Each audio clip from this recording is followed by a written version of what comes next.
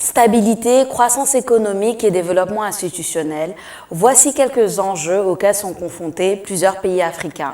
Cela est principalement dû à leur historique politique. D'ailleurs, beaucoup sont ceux qui accusent certains dirigeants de notre continent de maintenir un certain déséquilibre social qui peut nuire au bien commun des Africains. Dans cette émission, nous analyserons les réalités politiques de tout un continent et nous verrons comment comprendre le fonctionnement de l'Afrique. Alors, chers téléspectateurs, bienvenue dans Idées, cette émission où nous analysons et menons des débats de fond sous la bonne forme. J'ai le plaisir d'avoir deux invités de marque pour développer ce sujet vaste. On a Madame Fatou Sossar. Bonjour professeur, comment ça va? Bonjour, très bien, merci. Merci d'être là à notre émission. Alors, professeur Fatou Sossar, vous êtes sociologue, vous êtes titulaire d'un doctorat en anthropologie et sociologie du politique. Vous avez été enseignante pendant plusieurs années, vous êtes aussi chercheur et vous êtes aujourd'hui la directrice de l'institution du genre et de la famille. C'est bien ça? Oui, merci. Parfait. Et on a aussi Monsieur Babacar Diouf. Bonjour Monsieur Diouf. Bonjour. Merci d'être là aussi à notre émission. Vous êtes économiste et vous êtes aussi un analyste politique, c'est correct? Ça me va très bien. Parfait. Alors j'aimerais déjà rentrer dans le vif du sujet avec vous deux. Madame Fatou Sossar, un nombre assez impressionnant de pays africains a connu beaucoup d'instabilité et beaucoup de conflits, d'ailleurs jusqu'à aujourd'hui. On voit ce qui s'est passé en Guinée lors des dernières élections et en Côte d'Ivoire. À votre avis, quels sont les déterminants de ce genre de dynamique en Afrique? Disons que c'est depuis le début des indépendances que l'instabilité s'est installée en Afrique. On a connu énormément de coups d'État. À peu près 40% de nos États sont entrés en guerre. Ce qui explique qu'il y a une partie, la décolonisation mal faite. Finalement, c'est le processus de la décolonisation ou de la post-colonisation qui explique une bonne partie de ces questions. À la fois, on va trouver des explications externes et des explications internes, parce qu'il y a une interaction entre les deux.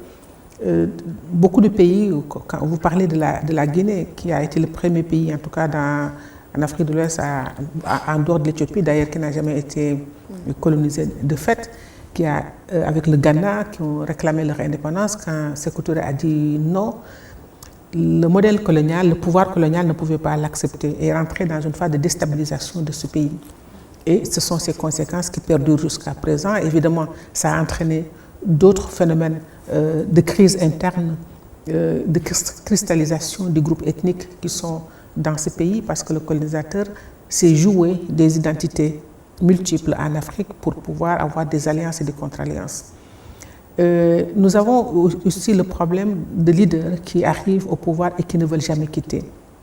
Donc les chefs d'État ont considéré les pays comme des royaumes, et c'est la volonté de s'accrocher au pouvoir qui, en réalité, a expliqué certaines formes de coup d'État ou de déstabilisation. Et c'est cette volonté de rester au pouvoir, vous avez dit ça dans votre introduction, qui a été à la base de certaines déstabilisations et in fine des déficits de croissance que nous devions avoir. Donc le contexte de crise globale, de pauvreté généralisée en Afrique et de sous-développement, au-delà de la colonisation, sont les séquelles post-coloniales, mais aussi liées au leadership des personnes qui ont été à la tête de ces pays. Heureusement qu'il y a quand même des pays qui nous montrent que c'est possible. Et là, on va penser à Jerry Rawlings du Ghana, qui vient de nous quitter, mais qui a montré que des gens peuvent s'engager par idéal et par conviction et changer le cours de l'histoire. C'est ce qui s'est passé au Ghana. Mais aujourd'hui, nous avons des pays comme le Botswana qui sont en train d'être de bons exemples. On a des pays comme l'Éthiopie, on a connu à un moment donné la famine, les visages presque squelettiques de ces Éthiopiens qui aujourd'hui ont repris le dessus.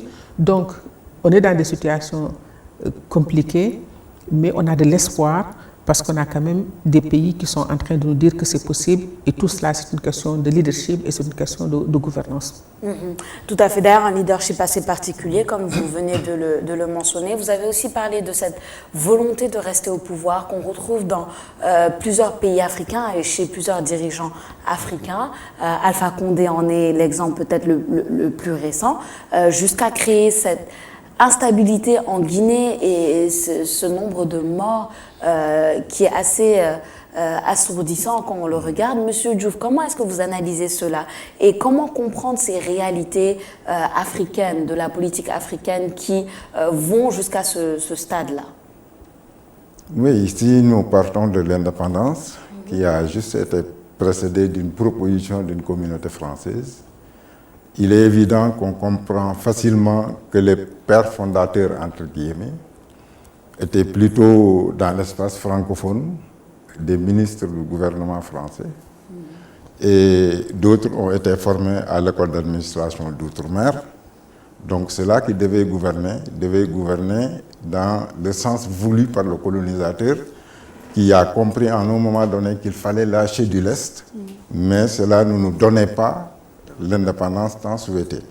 Simplement pour dire que dès l'instant où ils ont mis leurs hommes à la tête des États, pour l'espace francophone en tout cas, on s'est retrouvé avec des coopérants dans tout le système.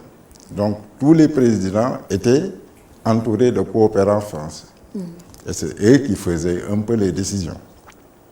Pour ceux qui étaient un peu des têtes brûlées, de deux choses l'une. Soit vous vous mettez au pas, ou on fomentait un coup d'État. Ouais.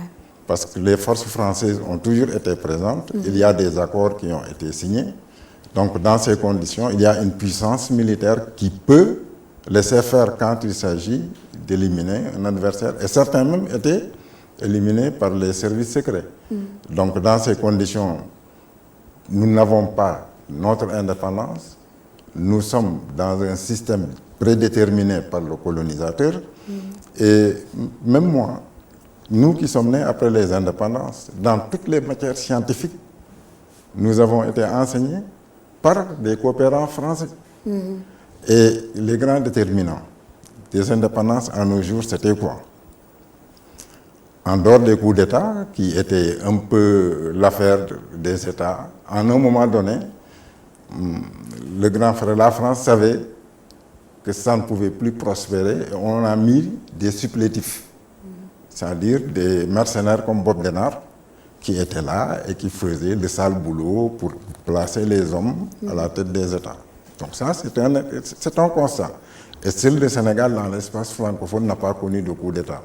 N'eût été, bon, peut-être ce qu'on dit de 62 pour mon média.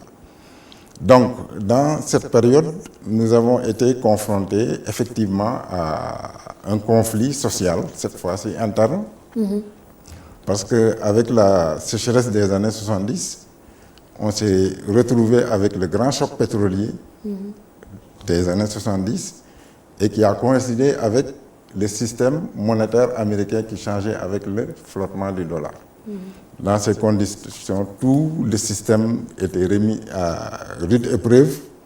Et c'est plus tard, le Sud-Est va se mettre pour le Sénégal à revendiquer pour qu'on puisse sénégaliser les postes au niveau national. Donc tout ça montre que nous n'étions pas sur une trajectoire de développement, mais nous étions plutôt dans un système qui était dirigé. Et c'est pour cela que Mitterrand nous a dit en 92 que l'aide allait être conditionnée par la démocratisation des systèmes. Tout à fait. Nous sommes donc passés du parti unique à un semblant de démocratie. Le Sénégal était un peu plus avancé que les autres. Et on se retrouvait avec des conférences nationales qui ont permis une ouverture démocratique. Et malheureusement, c'était l'amorce d'une démocratie, mais qui a connu un frein. Et ce qui est dommage, si vous posez la question de ceux-là qui veulent se maintenir, je prends un peu le débat pour lequel je ne participerai jamais à ce type de débat, sur les constitutions. Depuis Abdou Diouf, avec tout ce que nous avons comme masse critique, d'agrégés en droit, d'experts en écriture légistique, nous avons encore du mal à dire simplement que le mandat est limité à 2, que nous limitons nos mandats à 2. Enfin, c'est dit, c'est peut-être pas respecté, mais Non, mais on apporte toujours une réflexion et un débat sur 2 phrases, comme si nous étions, nous, des attardés. Nous avons voté une loi. Autour de cette loi, il y a l'esprit, il y a la lettre. Nous l'avons amorcé depuis Abdou Diouf. Nous y avons repris avec la Constitution de 2001, avec Abdoulaye Wade. Mais nous sommes encore à réfléchir sur ces questions. Mais ce qui est le plus grave, et ce qui montre que cela relève d'un laboratoire qui travaille quelque part.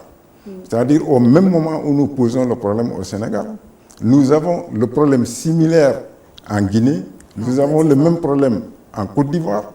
C'est comme si, quelque part, pour cette année qui était une année charnière, c'était le Covid-19, on aurait dû lancer l'écho. Oui. On n'en parle plus, parce que nous sommes englués dans des schémas d'élection. Tout à fait, tout à fait. J'aimerais rebondir là-dessus avec professeur Sarr. Monsieur Diouf a parlé justement d'un système qui est dirigé par et pour autres personnes que les Africains. Ça, c'était au lendemain des indépendances. Aujourd'hui, en 2020, en regardant tout l'espace politique de nos pays, que ce soit en Afrique de l'Ouest, en Afrique centrale, etc., d'une manière globale, est-ce que vous pensez que la politique de ces pays-là est une politique qui profite aux populations comme elle le devrait? Oui, je crois que la réponse est assez simple. Au moment de la décolonisation, la France avait formé les personnes qui devaient les seconder. Parce qu'il n'y avait pas le choix.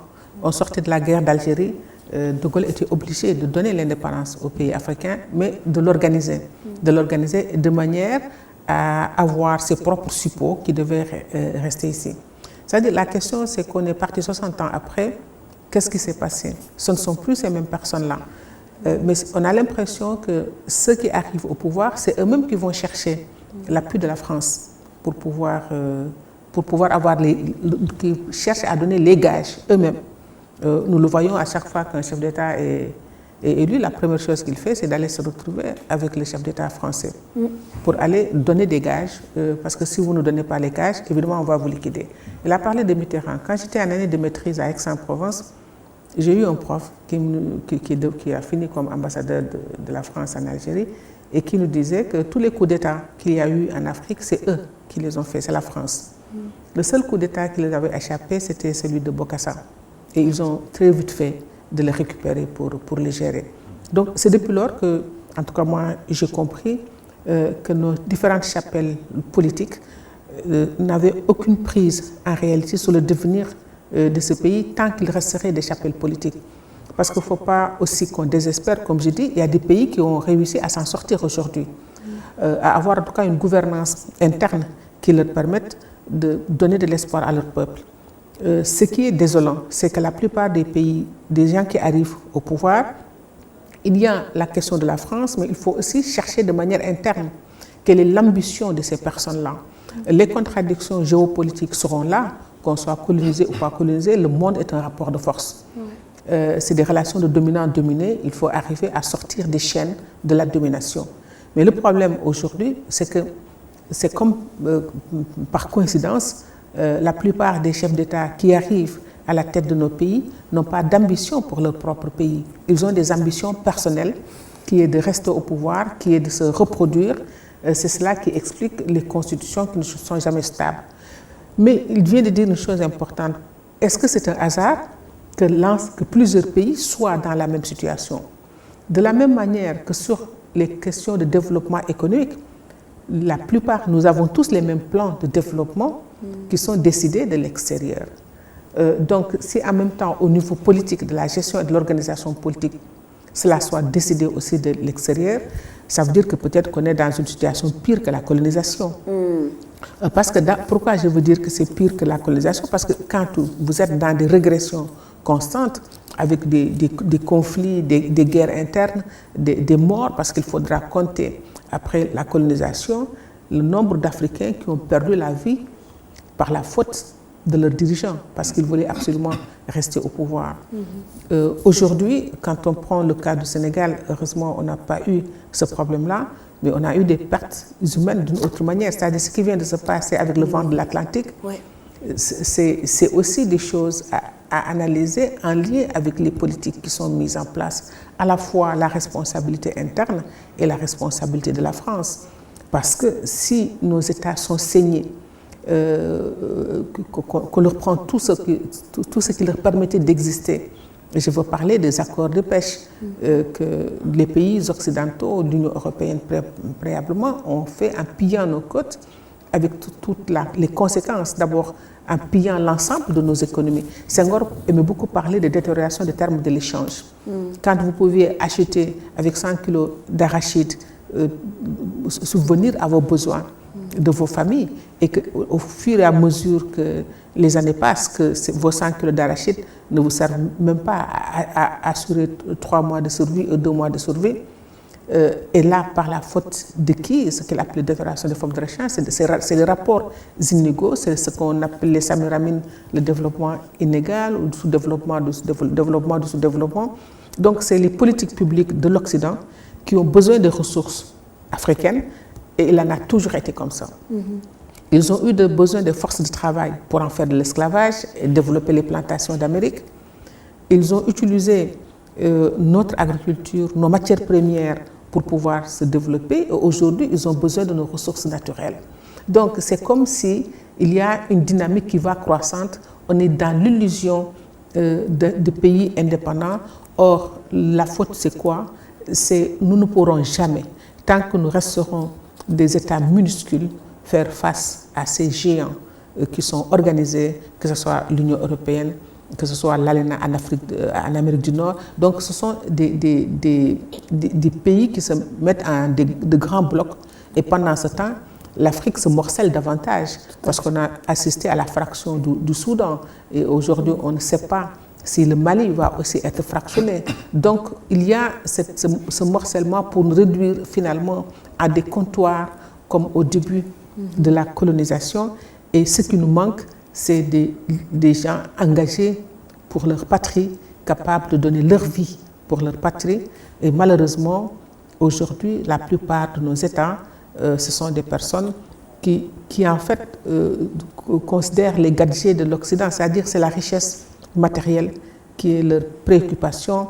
La première des choses qu'ils font, c'est d'aller s'acheter des immeubles dans les pays occidentaux pour faire leur propre retraite et piller au maximum avec la complicité. C'est-à-dire si l'Occident fait de nous ce que nous sommes, c'est avec la complicité de nos propres leaders, de nos propres dirigeants.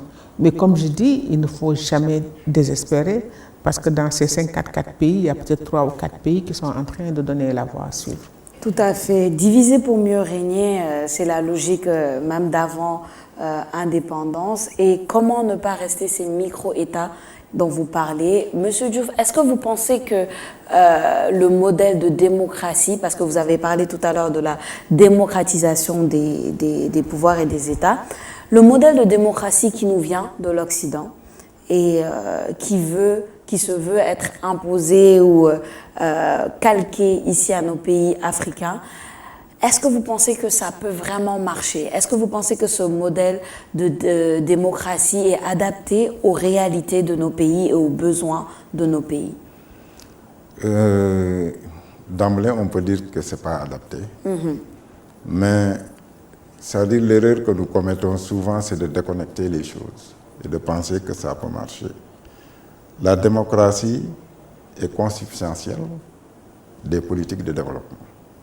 Or, ce qu'on était en train de dire tout à l'heure, à partir des années 70, vers la fin, nous avons eu un plan de redressement économique et financier qui a été suivi des plans d'ajustement structurel, qui a conduit au démantèlement de tout ce qu'on avait comme outil de production et comme institution qui était là, parce que pendant ce démantèlement, il y avait moins d'État, mieux d'État.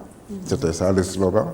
Mais la finalité, c'était de privatiser nos structures et de libéraliser plusieurs secteurs de nos économies. Vous savez, le colonisateur en venant, nous commettons l'erreur de dire, par exemple, que nous n'avons pas besoin de la faculté de lettres. C'est une erreur monumentale. Parce que eux, quand ils sont venus, ils ont d'abord déconstruit nos sociétés. Si je vous donnais par exemple l'exemple de l'économie solidaire et sociale en milieu sérère, qui est presque la même dans toutes les autres communautés africaines, on se rend compte qu'il y avait une contribution participative des forces vives. Il y avait dans la lignée maternelle une accumulation de capital, et eux, ils ont commencé parce qu'on pense d'abord que pour le développement, il faut toujours avoir à l'esprit qu'il faut une autosuffisance. Eux, ils ont cassé cette autosuffisance parce que les cultures vivrières, si vous prenez le Sérère qui est ma communauté, que je comprends par empirisme, vous comprendrez que le lundi est le jour férié chez nous, les Sérères, comme le dimanche l'est pour les catholiques. Donc nous avons 6 jours de travail. Sur les 6 jours de travail, les 4 ou 5 sont exclusivement dédiés à la production vivrière. Parce que le Sérère dit d'abord « ngaf tahu saharof », c'est-à-dire on ne peut pas penser au développement si on n'a pas une autosuffisance. Quand le colon est arrivé, la première chose, c'était d'introduire sur les avantages comparés le cacao en Côte d'Ivoire, le coton au Mali, l'arachide au Sénégal, pour nous amener à emblaver davantage et à réduire les surfaces de culture vivrière. Nous nous sommes retrouvés avec des déficits qui ont conduit à des périodes de soudure que eux, ils ont résolu en nous amenant les brisures de riz qui étaient destinées aux animaux dans la zone asiatique pour nous les donner, c'est le riz que nous consommons aujourd'hui. Donc, concevoir la démocratie ne peut pas aller si on n'a pas une économie viable. Donc, si on reste dans la logique qui nous met à la périphérie du système, le système, c'est un centre qui décide, qui a besoin de matières premières et qui nous spécialise dans la production de matières premières. Dans ces conditions, elle a lâché le mot tout à l'heure, il est important de comprendre que ce que Senghor disait avec un euphémisme littéraire, ça c'est un peu le poète qui a essayé de parler pour atténuer les choses, mais la détérioration des termes d'échange, si on l'explique à quelqu'un, c'est très simple. Nous produisons de l'arachide. Quand nous exportons 3 kilos d'arachide, l'Occident produit 1 litre d'huile. Et nous vend ce litre d'huile 3 fois plus cher que ce qu'on avait reçu nous pour la vente de notre graine. Mais en même temps, on oublie que le savon qui est un produit dérivé de l'arachide nous sera encore vendu. Mais pour éviter qu'il y ait dans ce pays une bourgeoisie nationale, ils sont allés prendre dans d'autres colonies, au Liban, les Libano-Syriens, on les a amenés pour les installer au niveau des comptoirs, pour faire en sorte qu'ils puissent être cet intermédiaire commercial entre les populations et les produits qui nous venaient, les produits industriels qui nous venaient de l'Occident. Et ils ont aménagé le Sénégal par rapport à leurs besoins. Vous prenez le fleuve Sénégal de Saint-Louis à Bakel, c'est navigable. Vous avez les principales villes, bon, elle en fait partie, de l'autre côté. Vous avez Podor, Matam, Dagana, Bakel et autres. Sur l'autre rive, vous aurez les Mbour jusqu'à Ziguinchor. Ensuite, on construit une route qui va déterminer le Sénégal utile. Et pour maintenant l'interland du Sénégal, ils ont créé le chemin de fer qui va à Tamba. Mais toutes ces infrastructures ont été aménagées pour que nous puissions produire à l'intérieur et que nous passons par ces voies pour venir vers le port et l'aéroport pour l'extérieur. Donc, parler de politique reviendrait d'abord à voir par rapport à notre société. Il faudrait que les sociologues nous aident à comprendre, parce que nous n'avons pas été individualistes. Notre société n'était pas capitaliste. Nous avons été impliqués dans un schéma capitaliste où on va vers l'individualisme. Or, sans risque de me tromper, elle sait pertinemment que par les lignées, on est parvenu à mettre en place des dispositifs d'accumulation et de production. Et la preuve, dans les sociétés traditionnelles sérères, le fils n'héritait pas du père ce qui était sa richesse, mais le fils héritait du père tout ce qui était lié à la production, c'est-à-dire le foncier, c'est-à-dire les outils de production. Mais le patrimoine qu'avait le père était plutôt une accumulation de la lignée maternelle. Donc c'est les neveux qui héritaient du père. Et ça, on l'a cassé il n'y a pas longtemps, hein, avec le code de la famille, avec l'islam. On s'est retrouvé avec un système qui a totalement été chamboulé. Et aujourd'hui, nous ne savons plus comment est-ce que nous pouvons produire. Nous ne sommes pas des Occidentaux pour être dans l'individualisme pur et dur, mais nous ne sommes plus aussi dans ces économies solidaires et sociales qui nous permettaient. Ouais, on se retrouve un peu au milieu, on se retrouve nulle part. C'est ça, exactement. Et on est un peu perdu dans tout ça. Vous avez mentionné la montée de l'individualisme, justement.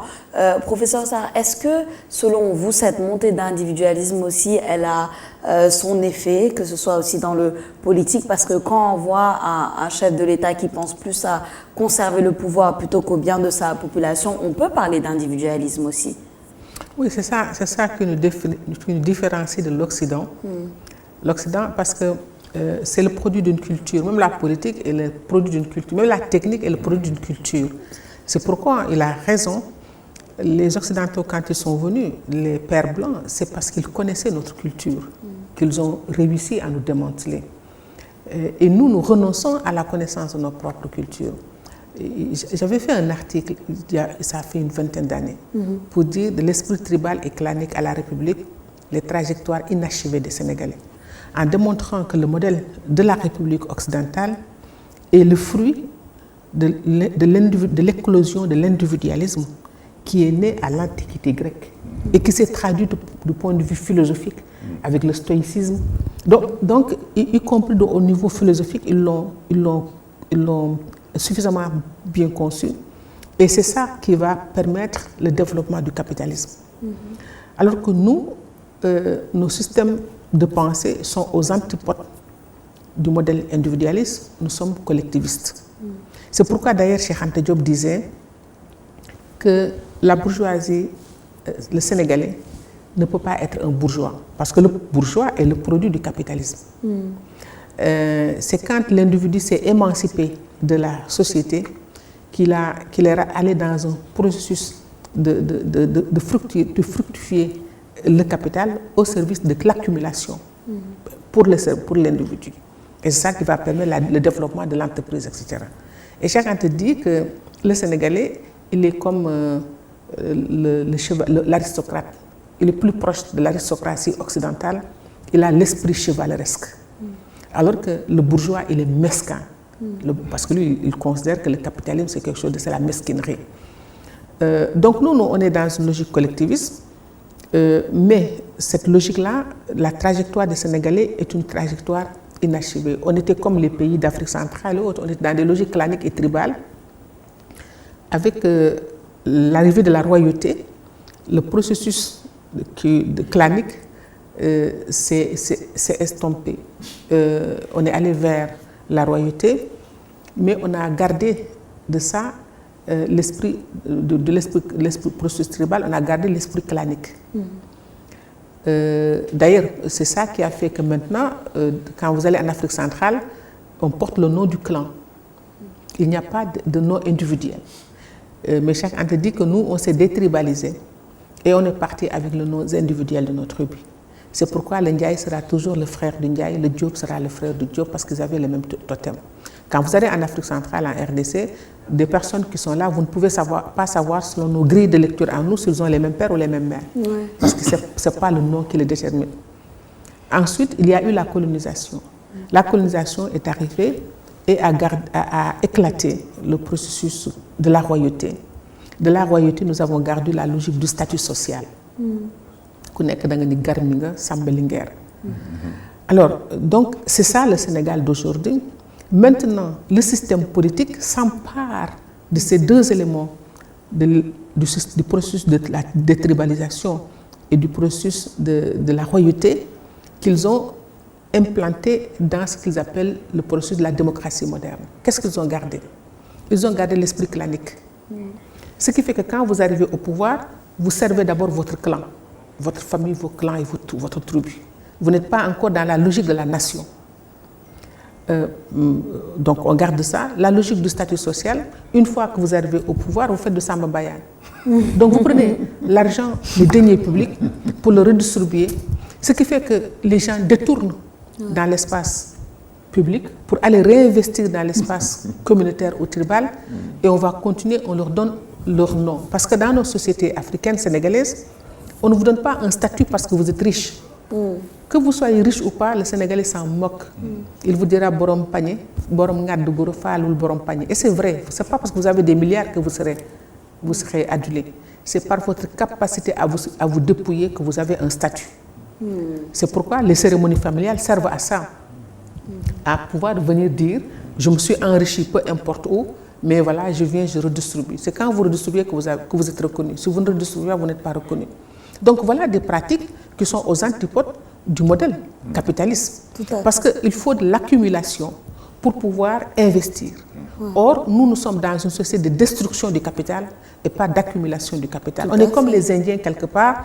L'Indien le plus valeureux, c'est celui qui aura fait le meilleur chasseur, qui aura le plus de peau de bêtes d'ours, mais il va les brûler. Il va les brûler pour se remettre au même niveau que tout le monde. Nos systèmes de cérémonie familiale, de cérémonie religieuse, tout ce que vous voulez, servent aussi à vous appauvrir pour que vous retourniez au même niveau que tout le monde. Donc on est empêtré dans ces schémas de modèles traditionnels qui ont été complètement déstructurés, où on n'a pas gardé les meilleures formes, et entre un modèle occidental que nous ne maîtrisons pas très bien, qui nous amène dans ces situations aujourd'hui où l'accumulation de l'argent ne sert pas au développement. Il va servir à se construire un statut, d'autant plus que parfois, ceux qui arrivent aujourd'hui au pouvoir par le jeu de la démocratie moderne ne sont pas reconnus socialement par leur société. Parce que nous étions une société totalement hiérarchisée, avec des gens au-dessous, des gens au milieu, des gens en dessous. Si vous appartenez à des gens dits en dessous, et que vous puissiez aujourd'hui venir dire que vous dirigez dans le système moderne, vous êtes un dirigeant, mais quand vous retournez dans la société, vous êtes toujours considéré comme étant dans la situation d'infériorité. Donc voilà ces complexifications où on a besoin effectivement du travail des sociologues, du travail des littéraires, parce que si nous ne comprenons pas notre société, nous ne trouverons pas les moyens d'avoir les dépassements nécessaires pour construire le projet de société du futur. Parce qu'on ne peut pas continuer à penser au passé pour pouvoir construire le Sénégal de demain. Il va falloir donc, c'est cela quand on parle d'assises nationales, tout ce que vous voulez, ce qui précède, c'est le système de représentation, c'est les imaginaires du Sénégalais, c'est sur cela qu'il faut travailler, et on ne peut pas bâtir l'économie aussi en dehors de cela. Donc, et vous avez raison quand vous parlez de cette autonomie que nous avions, parce que la première chose, autonomie, c'est la survie, c'est-à-dire c'est l'alimentation. Je me souviens quand je travaillais au Togo en 2006, c'est les bailleurs de fonds qui se battaient pour leur demander, parce qu'on les avait, avec les conférences nationales des années 90, on les avait exclus, on les avait mis en quarantaine quelque part. Il y avait un blocus pour les prêts, mais le Ayadema n'avait pas de problème, parce que le paysan togolais, il produisait son maïs, il mangeait à sa faim. Donc il n'avait aucune raison de se mobiliser ou de contester le pouvoir. Et quand les FMI et la Banque mondiale l'ont compris, c'est eux qui leur faisaient la cour pour qu'on leur prête de l'argent. Donc la première autonomie, c'est l'indépendance, c'est l'autonomie au niveau de l'alimentation. Quand les gens peuvent se suffire à eux-mêmes, ils n'ont pas besoin des autres. Alors aujourd'hui, on est dans une dépendance économique totale et extraordinaire, mais comme disait Samir Amin, le développement endogène est possible. Parce que notre dépendance, c'est quoi? C'est essentiellement le riz. Des efforts sont en train de faire, bien sûr, dans la vallée, pour dire qu'on va atteindre l'autosuffisance alimentaire, mais on est condamné à le faire. Parce que si nous ne le faisons pas, les pays asiatiques sont rentrés dans un autre processus. Exactement. Et nous serons obligés, en tout cas d'une manière ou d'une autre, les Sénégalais seront obligés de trouver des stratégies de survie et de production interne. Donc c'est ça la question de fond, comment ceux-là qui nous gouvernent ont la connaissance suffisante de leur propre population. Parce que gouverner, ce n'est pas juste avoir un diplôme technique. Si vous n'avez pas, c'est le produit d'un parcours et d'un processus, mais ça repose déjà sur une connaissance fondamentale de la société qu'on prétend diriger. Sinon, aujourd'hui, on est dans des compétitions où c'est avoir le pouvoir pour le pouvoir, mais ce n'est pas avoir le pouvoir au service d'une population, comme l'ont fait nos ancêtres, mais pas nos ancêtres. Je renvoie toujours à Lat Dior.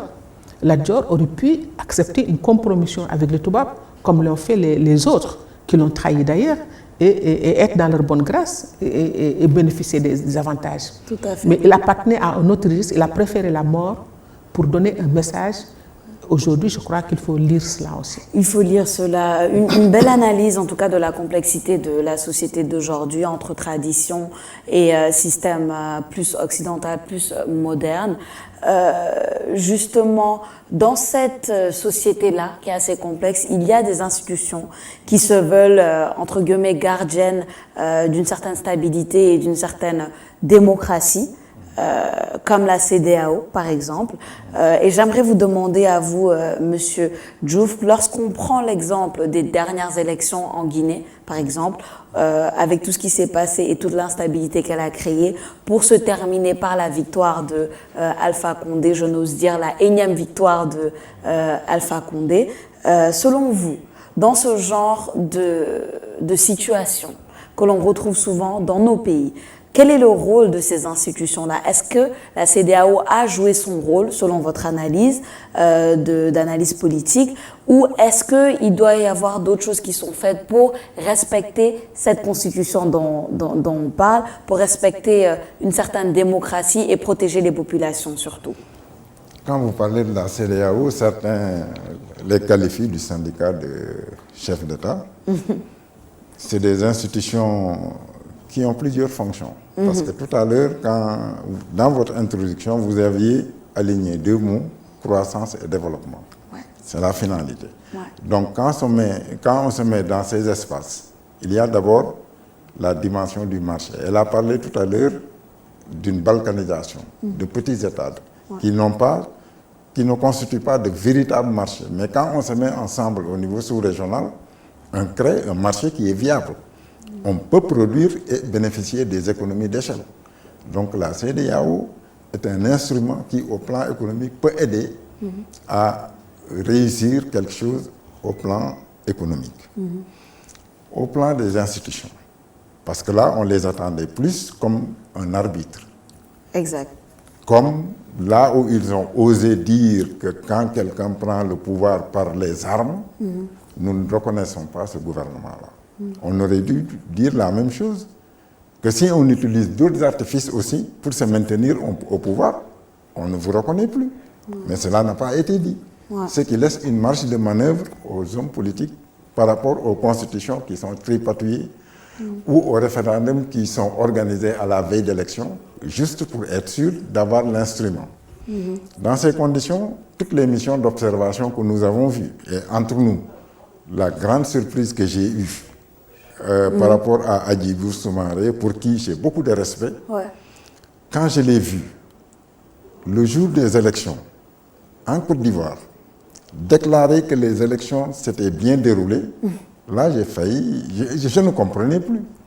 Et je me suis posé la question de savoir, est-ce qu'ils sont en mission commandée ou ils étaient partis effectivement pour observer une élection. Pour observer une élection, d'ailleurs, beaucoup se sont posé cette question, tout comme parallèlement, pour vous laisser continuer, si vous voulez bien faire le parallèle avec les élections en Côte d'Ivoire, où il y a eu juste 53% de participation, et où Alassane Ouattara a gagné avec 94%. Un score jamais vu, jamais vu. C'est-à-dire que c'est aberrant. À la limite, c'est heurter notre intelligence. C'est comme si nous, on était des demeurés que nous ne sommes pas capables de comprendre, d'analyser des situations. Je crois la dernière élection en 2015, tous les partis s'étaient engagés, ils étaient à 56% de participation. Pour cette élection, il y a des zones entières où il n'y a pas eu d'élection. Donc, quelque part, ne serait-ce que par rapport à, même pas l'éthique, mais c'est le bon sens. Oui, la logique. On aurait dû considérer qu'on ne pouvait pas avoir un taux de participation supérieur à 30%. Si l'opposition parle de 10%, on peut penser que comme c'est la communication militaire, l'un va minorer, l'autre va majorer. Mais nous, on peut pondérer les deux et se mettre au milieu à 30%. Est-ce que c'est dire que tous ceux qui sont partis voter sont partis parce que c'est des fans de Alassane Ouattara? Ouais. Ça, c'est un problème. Ouais. Et c'est la même chose qui s'est passée en Guinée. Quand vous prenez une élection où vous avez plusieurs candidats, mais vous dites que nous ne pourrons pas avoir suffisamment de copies des PV, des bureaux de vote. Et vous dites dans la loi, vous parlez d'un PV lisible. Là, vous créez vous-même les conditions de l'absence de recours, parce que dans le fond, la CEDEAO aurait dû s'inscrire dans une perspective d'une mise de pression sur les cours constitutionnels et autres conseils, juges des élections, pour qu'on puisse effectivement départager les candidats. Parce que si on organise une élection pour ne pas la perdre, quel est le sens de cette élection? Est-ce que cela n'aurait pas été beaucoup plus facile de venir décréter que je suis là et que peut-être les gens vont, une fois, engager le combat physique, parce que c'est ça qui est dommage.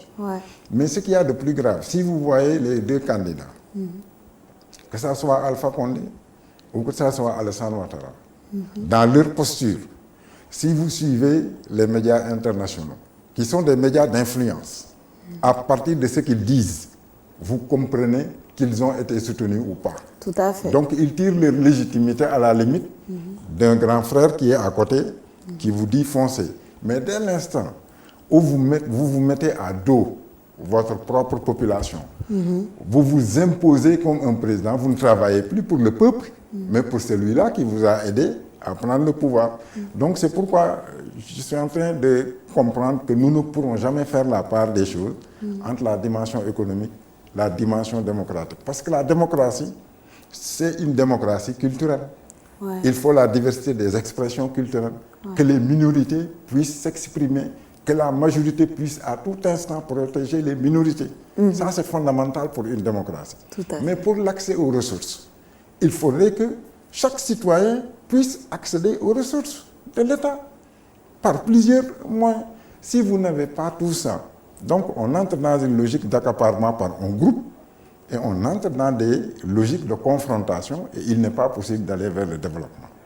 Maintenant, nous, si on avait notre CEDEAO où on avait quelque stabilité, on aurait pu travailler parce que pour un marché de plus de 300 millions d'habitants, là, on peut être sûr de pouvoir installer une industrie à Dakar et être sûr d'avoir le marché nécessaire pour pouvoir être rentable. Tout à fait. Mais ça, on ne le fait pas.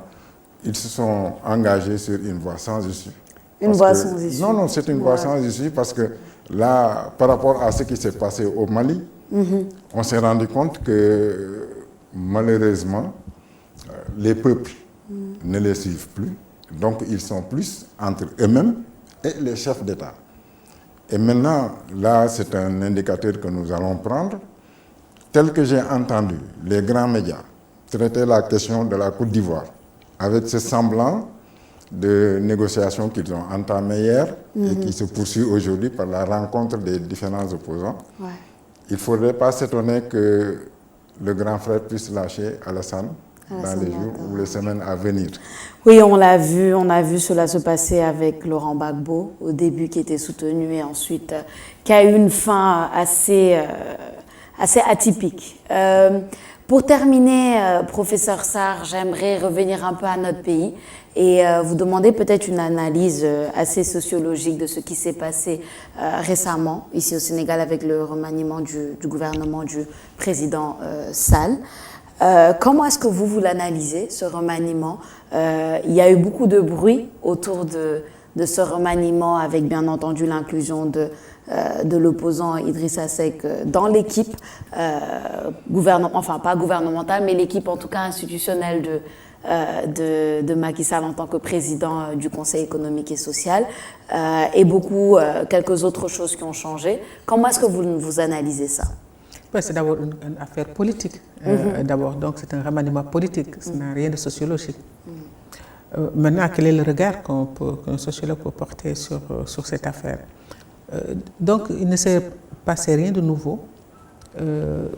Je crois que depuis 2000, nous assistons à des combines au niveau du Sénégal. 2000 a été une rupture, je crois un peu avant 2000.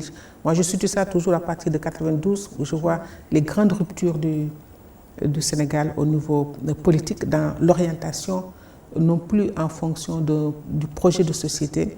Parce que les socialistes, au départ, on peut le reprocher un certain nombre de choses, mais il y avait des résidus de séquelles d'ambition pour ce pays.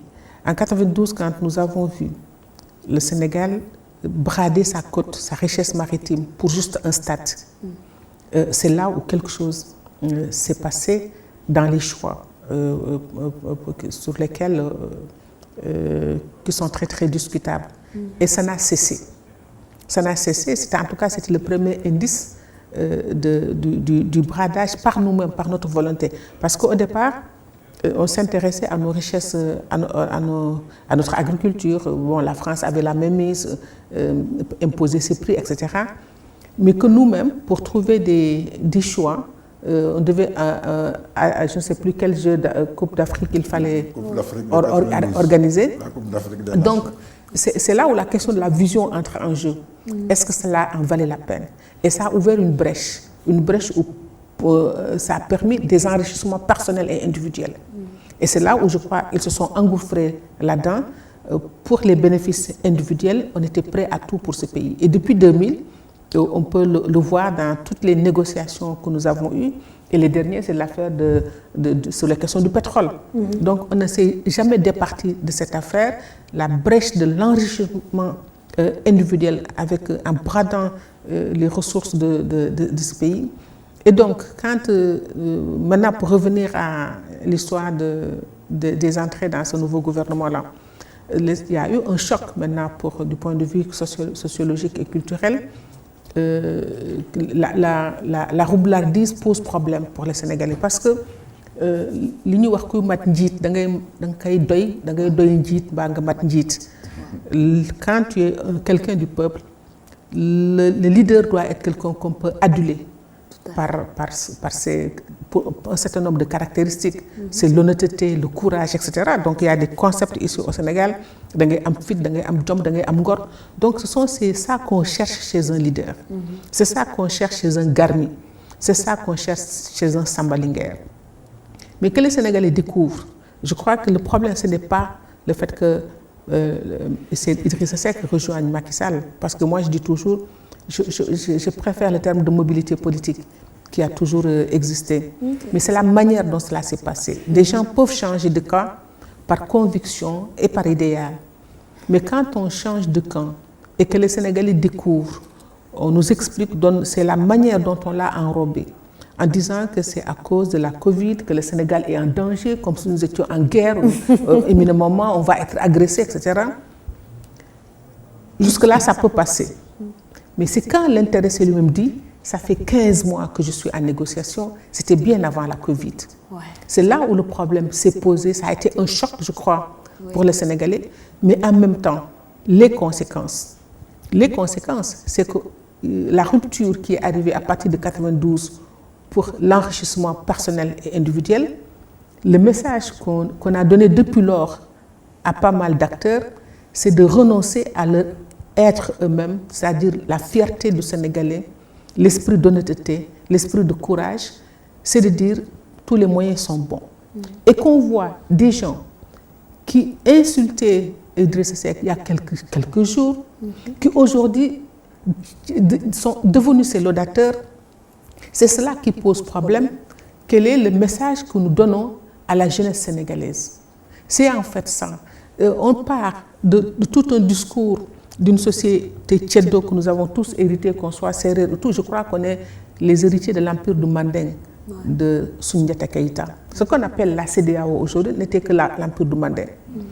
Avec ses multiples identités ethniques, mais Soundiata a trouvé un modèle de gouvernance en instituant, il n'a pas créé la plaisanterie à cousinage pour créer des solidarités. Et le modèle de Soundiata a permis une cohésion, une stabilité pendant assez longtemps jusqu'à la destruction de cet empire. Donc on a connu mais de cet empire-là, toutes ces valeurs que nous partageons sont ces valeurs-là, ces valeurs guerrières, mais au sens positif, d'honnêteté, de courage, etc. Et aujourd'hui, on est en train de mettre de manière insidieuse, mais d'implanter dans l'esprit du Sénégalais que que c'est l'argent qui est le mobile du tout. Donc on quitte notre société où l'argent n'était pas la valeur cardinale pour aller vers une société où c'est l'individualisme qui est la valeur cardinale, avec l'argent qui est devenu le mobile de leur histoire. Et en ce moment-là, on rentre dans la destruction de nos sociétés. Parce que les sociétés occidentales, qu'elles soient capitalistes ou pas, se battent aussi pour un projet de société.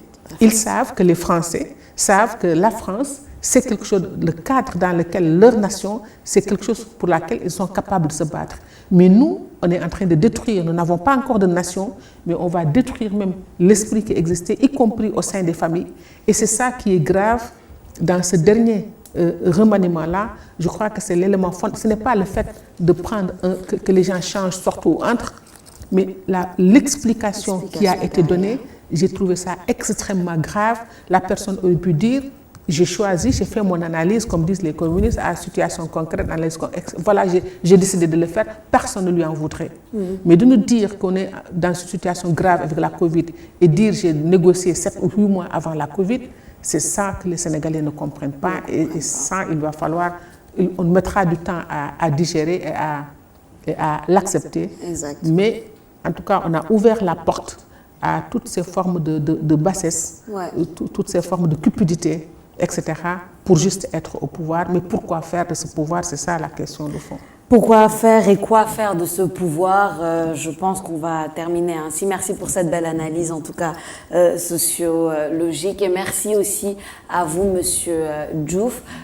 Nous sommes au bout du temps qui nous était alloué, mais j'espère en tout cas que ces analyses-là aideront beaucoup de personnes à mieux comprendre les réalités de la politique africaine. Chers téléspectateurs, vous avez suivi votre émission Idées. Cette émission, nous menons des débats de fond sous la bonne forme. Je suis Sophie Abba, nous remercions toute l'équipe technique et nous vous donnons rendez-vous prochainement sur ITV.